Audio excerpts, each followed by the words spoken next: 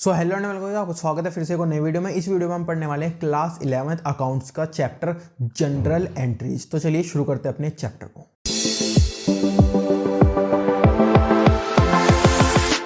तो सबसे पहले देखते हैं जनरल एंट्रीज का मतलब क्या होता है। देखो, बिजनेस के अंदर सारी की सारी जितनी भी ट्रांजैक्शंस होती है ना, उसको हमें रिकॉर्ड करना पड़ता है। उन सबको रिकॉर्ड हम कैसे करते हैं? उन सबको हम जनरल एंट्रीज के थ्रू रिकॉर्ड करते हैं। कैसे? देखो, बिजनेस के अंदर सबसे पहले आती है सोर्स डॉक्यूमेंट।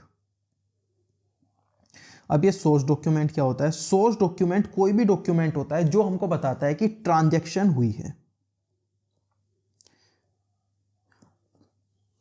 ट्रांजैक्शन जैसे बिल हो गया। अब हम किसी से कोई सामान खरीदते हैं तो वो हमें बदले में क्या देता है? वो हमें बदले में देता है बिल। अब इस बिल से क्या होता है? ये एक तरह का सोर्स डॉक्यूमेंट है। इससे हमें पता चलता है कि उस बंदे के बीच में और हमारे बीच में क्या हुई है? ट्रांजैक्शन हुई है। या फिर चालान, अगर किसी व्हीकल का चालान कट जाता है तो उससे भी, चालान से भी हम क्या देख सकते हैं कि किसी ना किसी के बीच में क्या हुआ है? ट्रांजैक्शन हुई है। तो ये अलग अलग टाइप के सोर्स डॉक्यूमेंट होते हैं जिससे हमको क्या पता चलता है कि ट्रांजैक्शन हुई है। अब इन ट्रांजैक्शंस को हमें क्या करना पड़ता है? हमें रिकॉर्ड करना पड़ता है अकाउंटिंग के अंदर। अकाउंटिंग क्या है? अकाउंटिंग चीजों को रिकॉर्ड करना ही तो है। जितना भी हमने लेना देना किया है उन सबको रिकॉर्ड करना। अब हम इनको रिकॉर्ड कैसे करते हैं? अब हम इनको जनरल एंट्रीज के थ्रू रिकॉर्ड करते हैं। तो सोर्स डॉक्यूमेंट क्या हुआ? सोर्स डॉक्यूमेंट हमें बताता है कि ट्रांजैक्शन हुई है, और उन ट्रांजैक्शन को जब हम रिकॉर्ड करते हैं तो किसके थ्रू करते हैं? जनरल एंट्रीज के थ्रू करते हैं। तो जनरल एंट्री का मतलब क्या हुआ? Recording of transaction. सबसे पहले देखते हैं इसका मतलब, recording entries for the first time. General entry के अंदर हम क्या करते हैं? सबसे पहले हम रिकॉर्डिंग करते हैं एंट्री की, उसके बाद उससे लेजर बनाते हैं, फिर ट्रायल बैलेंस, फिर फाइनल अकाउंट। वो सब हम बाद में देखेंगे, लेकिन हम क्या करते हैं? जनरल एंट्री के अंदर सबसे पहले हम ट्रांजैक्शन को रिकॉर्ड करते हैं। ये डबल इफेक्ट होता है, यानी कि डेबिट इक्वल टू क्रेडिट। अभी हम थोड़ी देर में देखेंगे। जनरल बुक के अंदर जनरल एंट्री को रिकॉर्ड किया जाता है। जनरल एंट्री अगर हम रिकॉर्ड कर रहे हैं तो कुछ चीज रिकॉर्ड करने के लिए चाहिए ना, तो उसको हम क्या बोलते हैं? जनरल बुक बोलते हैं। First step for preparation of financial statement. आपका एक चैप्टर है फाइनेंशियल स्टेटमेंट, उसके अंदर हमें क्या करना पड़ता है? ट्रेडिंग P&L और बैलेंस शीट बनानी पड़ती है कंपनी की। अब वो हम बनाते कहाँ से हैं? उसका फर्स्ट स्टेप क्या है? सबसे पहले हम जनरल रिकॉर्ड करते हैं, फिर लेजर, फिर ट्रायल बैलेंस, फिर फाइनेंशियल स्टेटमेंट हम बनाते हैं। तो फाइनेंशियल स्टेटमेंट का पहला स्टेप क्या हुआ? पहला स्टेप हुआ जनरल एंट्रीज। अब जनरल एंट्रीज को रिकॉर्ड करने के ना दो मेथड होते हैं, एक ट्रेडिशनल अप्रोच, दूसरा मॉडर्न अप्रोच। सबसे पहले इन दोनों के बीच के डिफरेंस देख लेते हैं। देखो, कोई सा भी चीज आप फॉलो करो, आंसर सेम आने वाला है, चाहे आप ट्रेडिशनल फॉलो करो चाहे आप मॉडर्न फॉलो करो। इसके बाद जो एग्जाम के अंदर आपको करके आना है ना, आपको एग्जाम के अंदर कभी नहीं बोला जाएगा कि इनमें से कौन सा फॉलो करो। आप कोई सा भी फॉलो कर सकते हो, जो भी आपको ईजी जाता है आप वो वाला फॉलो कर सकते हो। इस वीडियो के अंदर मैं मॉडर्न अप्रोच को फॉलो करूंगा क्योंकि ज्यादातर बच्चों को वो ईजी जाता है। अब देखते हैं मॉडर्न अप्रोच होती क्या है। मॉडर्न अप्रोच के अंदर हम सारी के सारी ट्रांजैक्शंस को 5 चीजों के अंदर डिवाइड करते हैं। सबसे पहले एसेट, दूसरा लायबिलिटी, तीसरा कैपिटल, चौथा एक्सपेंसेस और पांचवा इनकम। अब ये एसेट क्या होती है? एसेट वो वाली आइटम्स होती है जो कि हमें कुछ ना कुछ बेनिफिट देगी। किसमें? फ्यूचर में। जैसे मेरे पास कैश है, कैश से मैं फ्यूचर में कुछ भी खरीद सकता हूं। मेरे पास फर्नीचर है, फर्नीचर में मैं फ्यूचर में जाके उसको सेल करूंगा तो वो मेरे को पैसे देगा। मेरे पास मेरे कस्टमर हैं, डेटर्स हैं, मैंने उनको सामान दिया था उधार पे, तो फ्यूचर में जाके वो मुझे रीपे करेंगे। ऐसी बहुत सारी चीजें मेरे पास हो सकती है, उनको मैं क्या बोलता हूं? एसेट बोलता हूं। इसके बाद लायबिलिटी क्या होते हैं? Items that are obligation for business, यानी कि फ्यूचर में जाके बिजनेस को जिनकी पेमेंट करनी है। जैसे बिजनेस ने कहीं से सामान खरीदा होगा, उसकी फ्यूचर में पेमेंट करनी पड़ेगी, उधार पे खरीदा होगा। बिजनेस ने लोन लिया होगा किसी बैंक से, तो क्या करना पड़ेगा? वो जो लोन है वो चुकाना पड़ेगा। तो ऐसी बहुत सारी ट्रांजैक्शन होती है जिनको हम क्या बोलते हैं? लायबिलिटी बोलते हैं। इसके बाद कैपिटल। कैपिटल थोड़ा ट्रिकी है। ये इंसान है, ये क्या है? ये है बिजनेस। अब ये जो इंसान है ना, जब इसने इस बिजनेस को स्टार्ट किया होगा तो इसने इस बिजनेस को थोड़े से पैसे दिए होंगे। कोई भी बिजनेस बिना पैसों के तो स्टार्ट नहीं होता। सपोज इसने 1 लाख रुपए इस बिजनेस को दिए होंगे, तो क्या ये 1 लाख रुपए जो इसने दिए हैं, ये बिजनेस के फॉर्म, बिजनेस के पास किस फॉर्म में आए होंगे? कैश की फॉर्म में सपोज हम अज्यूम करते हैं कि आए होंगे। तो ये जो कैश है, क्या बिजनेस इसका ओनर हो गया? क्या बिजनेस के पास ये जो 1 लाख रुपए आए हैं, बिजनेस इसका ओनर हो गया?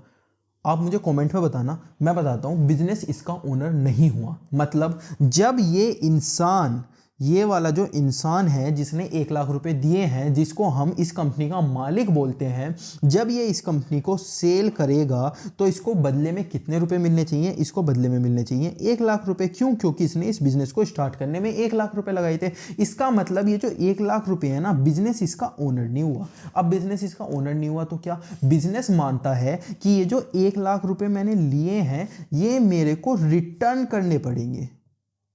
रिटर्न किसको करने पड़ेंगे? रिटर्न करने पड़ेंगे इस इंसान को जिससे इसने पैसे लिए हैं। अब ये इस इंसान को रिटर्न करने पड़ेंगे तो ये तो एक तरह की लायबिलिटी हो गई। बिजनेस ओनर से पैसा लेता है, फ्यूचर में उसे रिटर्न करता है, इसका मतलब ये तो एक तरह की लायबिलिटी हो गई। तो हम क्या बोलते हैं? हम बोलते हैं ये जो बिजनेस पैसा लेता है ना ओनर से, इसको हम एक तरह की लायबिलिटी बोलते हैं। तो ये लायबिलिटी क्या हुई? जो भी बिजनेस ने ओनर से पैसा लिया, एक ना एक दिन बिजनेस को वो वापस करना पड़ेगा। तो ये क्या हुई? बिजनेस के लिए हो गई एक लायबिलिटी। अब ये जो लायबिलिटी हो गई ये सारी लायबिलिटीज की तरह नहीं है। जैसे लोन हो गया, क्रेडिटर से पैसे लेने हो गए, या कुछ भी चीज हो गया, ये अलग अलग टाइप की लायबिलिटी होती है। लेकिन ये जो लायबिलिटी है ना, ये स्पेशल टाइप की है, इसीलिए हमने इसका एक स्पेशल नाम लिखा जो कि है कैपिटल। तो कैपिटल क्या हुआ? कैपिटल एक तरह की लायबिलिटी हो गई। वो लायबिलिटी, वो पैसे जो बिजनेस ने ओनर से लिए हैं और ओनर को वापस करने हैं, वो हो गई लायबिलिटी। अब इस लायबिलिटी को हमने एक स्पेशल नाम दिया जो कि हो गई कैपिटल। तो कैपिटल क्या हुआ? कैपिटल भी एक तरह की लायबिलिटी हुई, लेकिन कैपिटल सिर्फ वो चीज है जो कि ओनर से पैसे आए हैं बिजनेस के पास, वो चीज कैपिटल अपने पास रखता है। तो कैपिटल क्या हुआ? कैपिटल हमारे पास हुआ ओनर मनी, यानी कि जो ओनर से पैसे आए हैं बिजनेस के पास वो रखेगा वो कैपिटल। प्रॉफिट और लॉस, अब क्या होता है ना, बिजनेस के अंदर कैपिटल होती है। कैपिटल कौन सी होती है? जो ओनर पैसे देता है, ओनर की जो मनी होती है उसको हम बोलते हैं कैपिटल। अब ये जो कैपिटल होती है ना, इससे पहले इस बिजनेस के अंदर ना दो चीज हो सकती है। क्या क्या हो सकता है इस बिजनेस के अंदर? प्रॉफिट हो सकता है या फिर लॉस हो सकता है। सपोज इस बिजनेस के अंदर 1 लाख रुपए क्या थी? 1 लाख रुपए कैपिटल थी। अब सपोज बिजनेस को ना प्रॉफिट हो गया।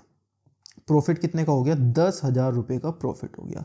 अब ये 10,000 रुपए का जो प्रॉफिट हुआ है ये किसको देना पड़ेगा? ये ओनर को देना पड़ेगा। ओनर जब भी तो बिजनेस कर रहा है क्योंकि उसको प्रॉफिट मिलने वाला है, तो ये 10,000 रुपए का प्रॉफिट देना पड़ेगा। और 1 लाख रुपए ये जो हमारे पास पड़े हुए हैं ये भी किसको देने हैं? ओनर को देने हैं। तो हम अगर यहाँ पर 10,000 रुपए ऐड करते हैं और बोल दे कि अब ओनर को 1,10,000 देने हैं। देखो पहले हमें कितने देने थे? पहले 1 लाख देने थे, अब कितने? 10,000 का और प्रॉफिट हो गया, यानी कि 10 और देने हैं ओनर को। तो हमने 10,000 प्लस करके बोल दिया ये जो 11,000 रुपए हैं ये हमें, 1,10,000 रुपए हैं ये हमें किसे देने हैं?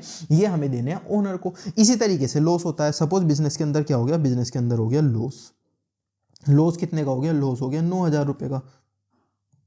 अब ये जो 9,000 रुपए हैं ये ओनर से लेने हैं। अगर प्रॉफिट हुआ तो भी ओनर का, लॉस हुआ तो भी ओनर का। तो ओनर से अभी कितने ओनर को कितने देने हैं? अभी 1 लाख देने हैं। अब ओनर से लेने कितने हैं? 9,000। तो हम ये बोलते हैं कि ये जो 1 लाख देने हैं इसमें से ही हमने 9,000 डिडक्ट कर लिए और अब हम ओनर को कितने देंगे? 91,000 रुपीज देंगे। इसका मतलब जो भी प्रॉफिट होगा या फिर जो भी लॉस होगा, प्रॉफिट ऐड कर दिया जाएगा किसमें? कैपिटल में, और लॉस डिडक्ट कर दिया जाएगा किससे? कैपिटल से। तो ये कैपिटल क्या हुआ? प्रॉफिट और लॉस को भी ओन करता है। इसके बाद एक्सपेंसेस। एक्सपेंसेस यानी कि हमारे अलग अलग टाइप के एक्सपेंसेस बिजनेस के अंदर एक्सपेंसेस होते हैं। जैसे अगर हमने रेंट पे कुछ चीज़ ली हुई तो हमें रेंट देना पड़ेगा, रेंट पेड, या फिर इंटरेस्ट देना पड़ेगा अगर लोन लिया हुआ है तो, वगैरह वगैरह। इसके बाद इनकम। बिजनेस के अंदर अलग अलग टाइप की इनकम होती है, जैसे इंटरेस्ट रिसीव। सपोज हमने कहीं पे पैसे डाले हुए थे, एफडी कराई हुई थी, उसके ऊपर हमें इंटरेस्ट मिल गया, तो ये क्या हो गया? ये भी हमारी एक टाइप की इनकम हो गई।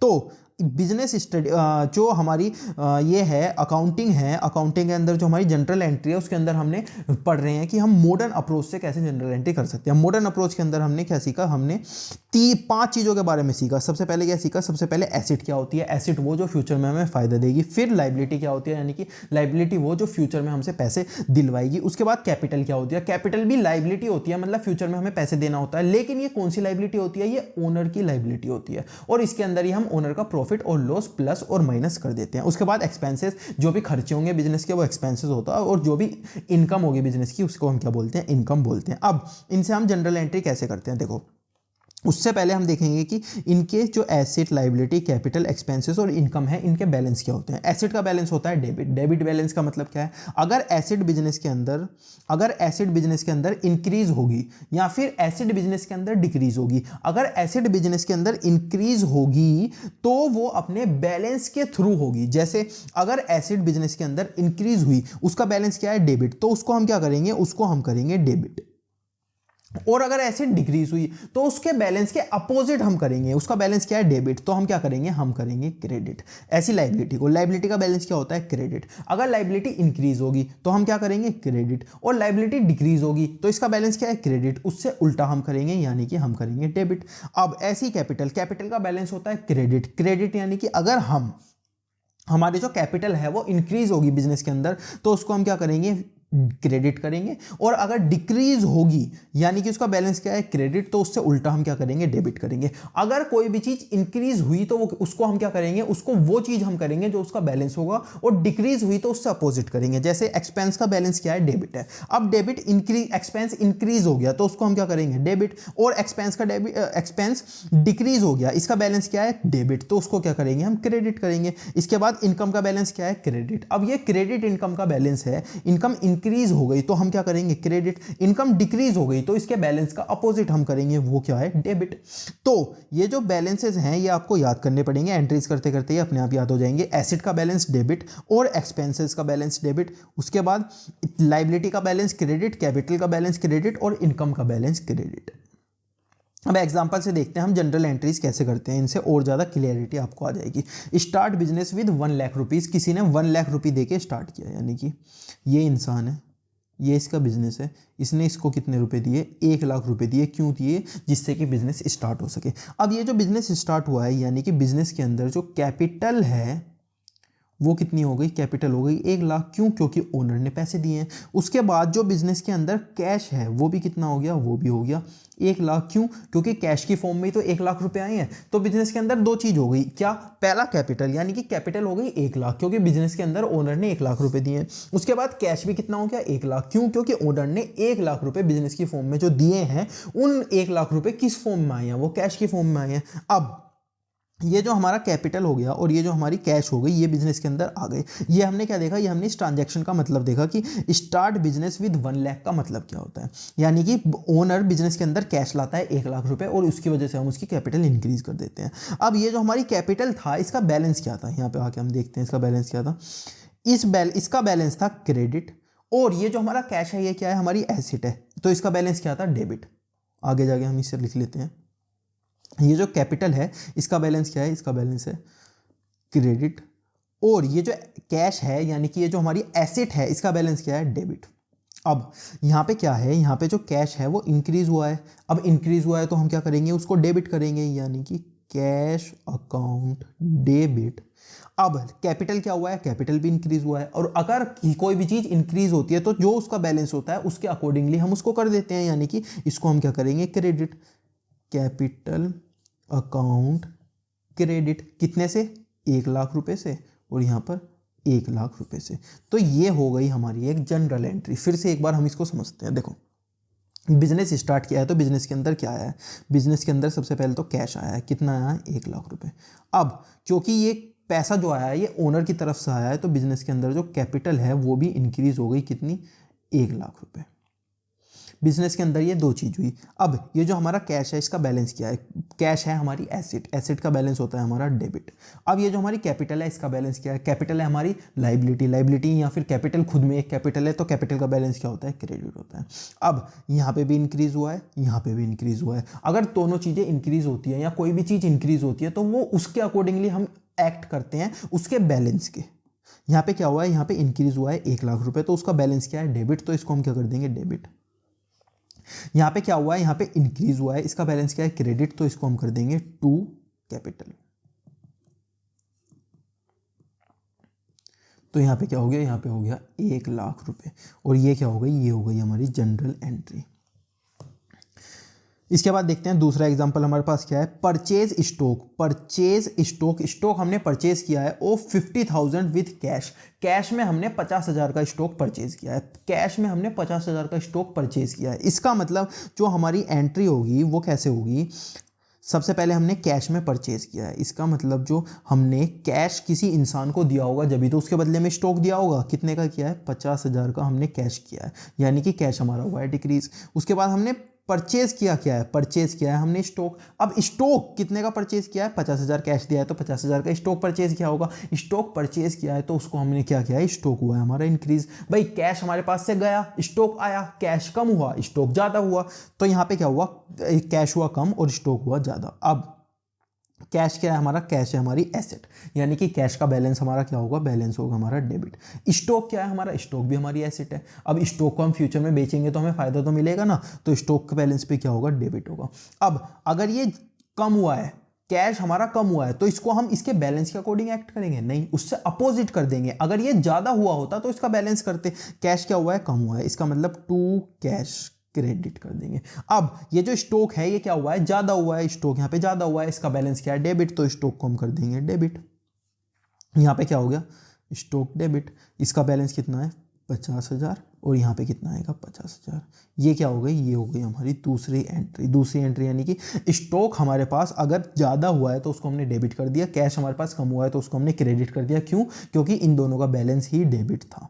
अब देखते हैं purchase stock of 50,000 from Ram, इसका मतलब क्या हुआ, हमने पहले क्या किया था, हमने यहाँ पे भी स्टॉक परचेज किया था लेकिन यहाँ पे हमने कैश में किया था, और परचेज स्टॉक 50,000 फ्रॉम राम, यहाँ पे हमने कैश में नहीं किया, यहाँ पे हमें नाम दिया हुआ है राम। इसका मतलब अगर किसी भी ट्रांजैक्शन के अंदर हमें नाम दिया जाता है स्टॉक परचेज करने के बाद, तो हम ये मान लेते हैं कि अगर यहाँ पे नाम दिया हुआ है इसका मतलब ये स्टॉक क्रेडिट यानी कि उधार पे परचेज किया गया है।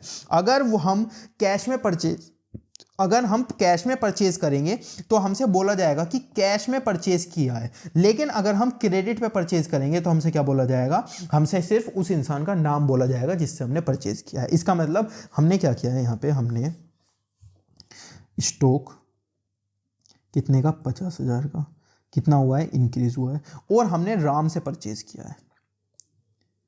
अगर हम किसी से उधार पे माल खरीदते हैं तो उसको हम क्या बोलते हैं, उसको हम बोलते हैं क्रेडिटर। क्रेडिटर यानी कि हमने किसी से उधार पे माल खरीदा है तो उसको हम क्या बोलते हैं क्रेडिटर। क्रेडिटर कितने हैं 50,000। स्टॉक हमारे पास आया है तो 50,000 हुए। अब हमें क्रेडिटर को पैसे देने हैं, पहले हमारे पास क्रेडिटर थे 1,00,000 के, अज्यूम कर लेते हैं। अब हमारे पास 50,000 के हमने और माल खरीद लिया, यानी कि अब कितने हो गए 50,000 के। इसका मतलब क्रेडिटर कितने हो गए, क्रेडिटर हो गए 1,50,000, यानी कि क्रेडिटर क्या हो गए इंक्रीज। तो अगर हमारे पास पहले से कुछ क्रेडिटर थे, हम क्रेडिटर से ऑल माल खरीद लेते हैं तो क्रेडिटर क्या हो जाते हैं, क्रेडिटर इंक्रीज हो जाते हैं। तो यहाँ पे क्या हुआ, राम ने क्या किया, राम ने 50,000 का माल खरीदा तो 50,000 के माल में क्या हुआ, क्रेडिटर हो गए इंक्रीज। अब देखते हैं इनका बैलेंस क्या होता है। स्टॉक का बैलेंस क्या होता है, स्टॉक होता है एसेट, इसका बैलेंस होता है डेबिट। उसके बाद देखते हैं राम क्या है, राम है क्रेडिटर, ये होती है लायबिलिटी, इसका बैलेंस होता है क्रेडिट। यहाँ पे क्या हुआ है, यहाँ पे इंक्रीज हुआ है तो इसको हम क्या कर देंगे डेबिट। स्टॉक अगर इंक्रीज हुआ है तो इसको हम क्या कर देंगे डेबिट। और जो राम है अगर वो भी इंक्रीज हुआ है, इसका बैलेंस क्या है क्रेडिट, तो इसके अकॉर्डिंगली इसका बैलेंस कर देंगे। यहाँ पे क्या है राम, ये क्या आ गया क्रेडिट, कितने से आ गया 50,000। तो ये क्या हो गई, ये हो गई हमारी general entry, stock to Ram credit. अब देखते हैं सेल ऑफ 10,000 इन कैश, यानी कि हमने माल बेचा है कैश में। इसका मतलब हमने माल किस में से बेचा होगा, स्टॉक में से अपना बेचा होगा। स्टॉक में से कितना बेचा 10,000। तो अगर हमने किसी को माल बेचा है, निकाल के माल दिया है तो कितना हो गया 10,000, डिक्रीज हुआ होगा ना हमारा स्टॉक, और उसके बदले में हमने उससे भी कुछ लिया होगा। क्या लिया है, कैश लिया है, तो कैश क्या हुआ होगा हमारे पास, कैश इंक्रीज हुआ होगा। अब ये जो स्टॉक है ये क्या है, एसेट है, इसका बैलेंस डेबिट। ये क्या कैश, क्या है कैश भी एसेट है, इसका बैलेंस भी डेबिट। अब ये क्या हुआ है, स्टॉक डिक्रीज हुआ है, यानी कि इसके बैलेंस के अपोजिट हम कर देंगे, यानी कि टू स्टॉक हम यहाँ पर लिख देंगे। और ये जो कैश है ये क्या हुआ है, ये इंक्रीज हुआ है, यानी कि इसके बैलेंस के अकॉर्डिंगली हम इसके ऊपर एक्ट करेंगे। इसको क्या कर देंगे डेबिट, यहाँ पे हुआ डेबिट, यहाँ पे हुआ क्रेडिट। यहाँ पे कितना लिखा गया 10,000 और यहाँ पे कितना लिखा गया 10,000। तो ये क्या हो गई, ये भी हो गई हमारी जनरल एंट्रीज। अब जनरल एंट्री के अंदर एक दो चीजें और होती है, वो भी सुन लो। जैसे हमने यहां पे लिखा कैश टू राम, इसके अंदर क्या आया, हमने राम से कुछ पैसे लिए, मतलब कि राम ने हमें पैसे दिए, राम हमारा, हमने उससे उधार पे माल बेचा होगा, हम इससे लोन ले रहे होंगे, कुछ भी ले रहे होंगे, हमें उससे मतलब नहीं है, हमने कैश टू राम यानी कि राम से हमारे पास क्या आए, पैसे आए। ये इसकी एंट्री हो गई। हर एंट्री के नीचे ना नरेशन लिखते हैं। नरेशन मतलब अब ये मुझे पता चल रहा है राम से मैंने क्या किया, मुझे तो नहीं पता चल रहा, राम यहाँ पे कैश टू राम लिखा है, मुझे पता चला राम मेरा कौन था क्या था, तो इसको एक्सप्लेन हम करते हैं इसके नीचे, उसे हमने स्टार्ट करते हैं बीइंग से। नरेशन हमेशा बीइंग से स्टार्ट होता है। सपोज मेरे पास 10,000 रुपए यहां पर आए, अब राम से पैसे क्यों आए, क्योंकि राम मेरा क्या था, राम था मेरा कस्टमर, राम मेरा कस्टमर था, तो राम से मेरे पास क्या आए, पैसे आए। अब being cash received from customer, यानी कि कस्टमर से मेरे पास क्या आया, पैसा आया। अब पहले तो मुझे नहीं पता चल रहा था कि कैश टू राम मतलब कि कैश राम से रिसीव हुआ, ये तो मुझे पता चल रहा था, लेकिन क्यों हुआ ये पता नहीं चल रहा था। अब मैंने यहां पे नरेशन लिख दिया, being cash received from Ram, यानी कि कैश रिसीव हुआ फ्रॉम राम से, तो अब मुझे पता चल गया कि ये जो राम से कैश रिसीव हुआ ये एज अ कस्टमर रिसीव हुआ, कैश मेरा कस्टमर था। तो हम क्या लिखते हैं, हम हर एंट्री के अंदर, हर एंट्री के नीचे नरेशन लिखते हैं। नरेशन क्या होता है, नरेशन के अंदर हम एक्सप्लेन करते हैं कि हमने उस एंट्री के अंदर क्या लिखा है, क्या करा है, क्यों करा है, कैसे करा है, वगैरह वगैरह। इसके बाद एक और चीज होती है, ये जो जनरल एंट्री होती है ना, इसको हम ऐसे ही नहीं कर देते, इसका एक प्रॉपर फॉर्मेट होता है। वो फॉर्मेट क्या होता है, ये मैं आपके सामने ड्रॉ कर देता हूं।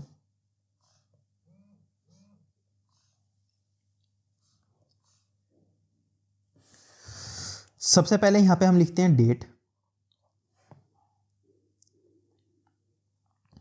इसके बाद यहां पे हम लिखते हैं पर्टिकुलर,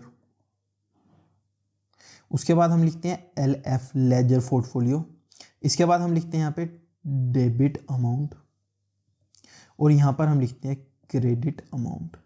अब क्या करते हैं, सपोज ये हमारी एंट्री थी, अभी तक तो हमने क्या कर दिया था, सिंपल राम टू कैश, यानी कि हमने राम को कैश दिया है, लेकिन अब हम करेंगे यहाँ पे सबसे पहले लिखेंगे डेट, जैसे 1 जनवरी 2018 को ये एंट्री हुई है, ठीक है। अब पर्टिकुलर के अंदर हम क्या लिखेंगे, पर्टिकुलर के अंदर हम लिखेंगे कि क्या किस बारे में हमने एंट्री की है, जैसे यहाँ पे क्या क्या है, राम टू कैश, तो हम यहाँ लिखेंगे Ram account, Ram's account debit to cash account. सबसे पहले हमने क्या किया था, हमने अकाउंट के थ्रू ही पढ़ा था, तो Ram account debit to cash account credit. अब ये जो क्रेडिट होता है ना, इसको हम नहीं लिखते, ये एक रूल होता है, इसका कोई लॉजिक नहीं होता। ये जो क्रेडिट होता है इसको हम नहीं लिखते, ये अज्यूम कर लेते हैं, अगर किसी के सामने भी 2 आ रहा है इसका मतलब वो क्रेडिट का बैलेंस ही है, तो क्रेडिट हम क्या करते हैं, क्रेडिट हम नहीं लिखते। इसके बाद Ram's account debit to cash account. अब राम से सपोज 10,000 का बैलेंस दिया है, तो राम क्या हुआ है, 10,000 से डेबिट हुआ है, तो हम कहाँ लिख देंगे, 10,000 डेबिट साइड लिख देंगे, इस साइड। और राम 10,000 से क्रेडिट हुआ है, तो हम यहाँ क्या लिख देंगे, कैश 10,000 से क्रेडिट हुआ है, तो क्रेडिट साइड लिख देंगे 10,000। और यहाँ पे क्या लिख देंगे, बीइंग